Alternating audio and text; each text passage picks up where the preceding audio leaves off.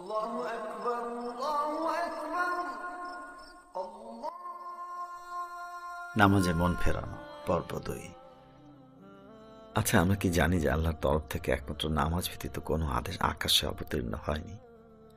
রোজা, হাজ, হিজাব ইত্যাদি বিধানগুলো নাজিল হয়েছে পৃথিবীর মাটিতে ফেরেশতা জিবরাইল আলাইহিস সালামের মারফত ওহীর মাধ্যমে।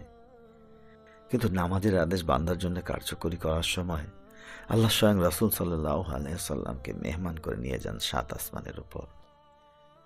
বান্দা এবং আল্লাহর মধ্যকার সমস্ত দূরত্ব ভেদ করে রাসূল সাল্লাল্লাহু আলাইহি সাল্লাম চলে যান তার রবের দরবারে এই বিশেষ উপহারটি নেবার সময়।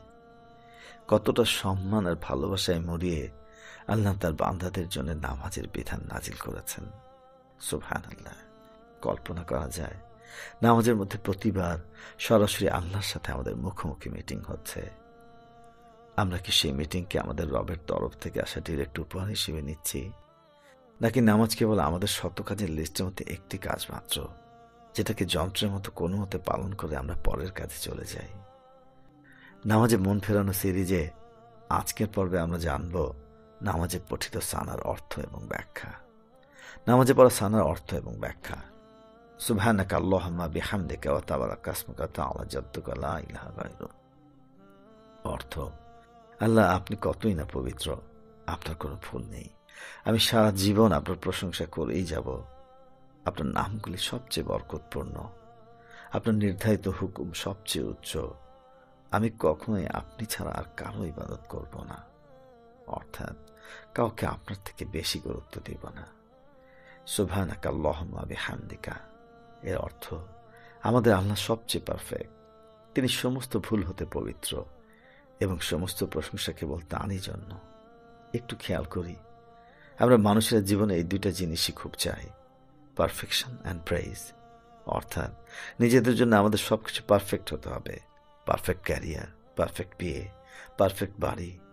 আর অন্যের কাছে আমরা আশা করি প্রশংসা বা অ্যাপ্রিসিয়েশন। আমরা খুব চাই যে পরিবারে, সমাজে অন্যরা আমাদের সমাদর করুক। ইন্টারেস্টিং ব্যাপার হচ্ছে, মানুষের জীবনে বেশিরভাগ কষ্ট আসে এই দুইয়ের অভাবে। হয় নিজেরা পারফেক্টলি কিছু করতে পারেনি, তাই নিজের উপর হতাশ, নইলে অন্যের কাছে যে সমাদর আশা করেছি সেটা পাইনি, তাই অন্যের উপর হতাশ। চমৎকার ব্যাপার হচ্ছে, আল্লাহ বারবার নামাজে আমাদেরকে মনে করিয়ে দিচ্ছেন যে ত্রুটিহীনতা এবং প্রশংসা এই দুইটি বৈশিষ্ট্য পুরোপুরি আল্লাহ রাব্বুল আলামিনের আয়ত্তে, আমাদের আয়ত্তে না। যে আমরা নামাজে দাঁড়িয়ে বলছি সুবহানাকা আল্লাহুম্মা, আল্লাহ তুমি কত পবিত্র, ত্রুটিহীন, ওয়া বিহামদিকা, এবং আমি তোমার প্রশংসা সারা জীবন করেই যাব। সাথে সাথে আমরা আল্লাহর সামনে নিজেদের ত্রুটিপূর্ণ সত্তাকে কবুল করে নেই।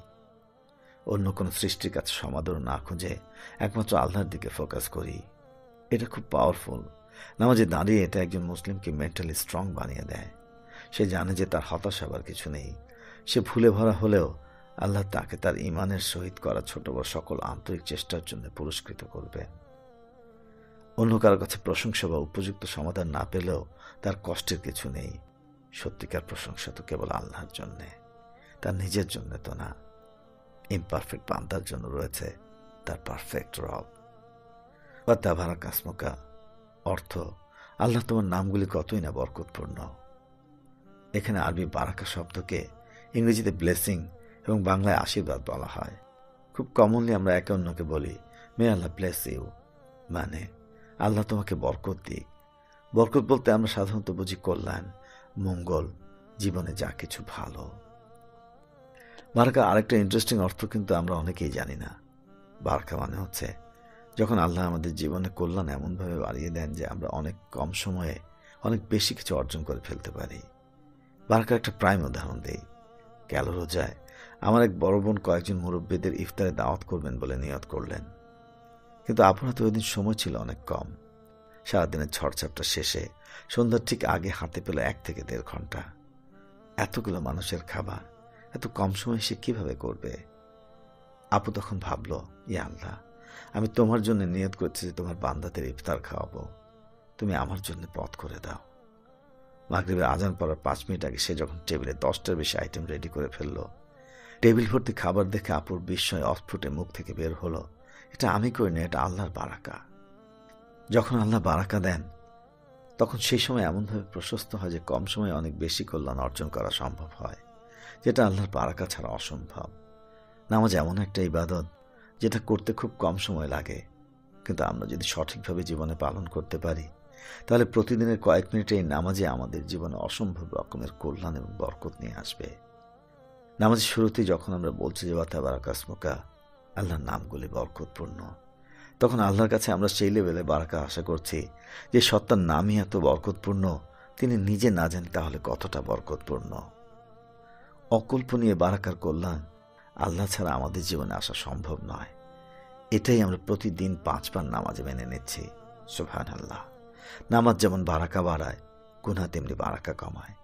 সেজন্য আমাদের গুনাহ থেকে অনেক দূরে থাকার চেষ্টা করতে হবে, যেন জীবনের বারাকাগুলো গুনাহ দিয়ে আমরা হারিয়ে না ফেলি। কষ্ট করে নামাজ পড়ে যে বারাকা পাচ্ছে, সে ওই বারাকা প্রোটেক্ট করার জন্য সমস্ত চেষ্টা দিয়ে গুনাহ থেকে দূরে থাকবে। এই জন্যই তো বলে, নিশ্চয়ই নামাজ অশ্লীল ও গর্হিত কার্য থেকে বিরত রাখে। সূরা আনকাবুত আয়াত 45। তাহলে নামাজের শুরুতে একজন বান্দা মেন্টালি স্ট্রং হয়ে যাচ্ছে এই ভেবে যে দুনিয়ার সবচেয়ে গুরুত্বপূর্ণ যে রব, সে তাকে সমাদর এবং প্রশংসা করবেন, এবং সেই রব তার বান্দার জন্য অসম্ভব কল্যাণ এবং বারাকার দরজা খুলে দিতে সক্ষম। কেবল আমাদের মানুষের প্রশংসার আশা আর গুনাহগুলোকে ছুঁড়ে ফেলে রবের প্রতি আন্তরিক হওয়ার অপেক্ষা। ইনশাআল্লাহ পরের পর্বে সানার ব্যাখ্যা শেষ করা হবে।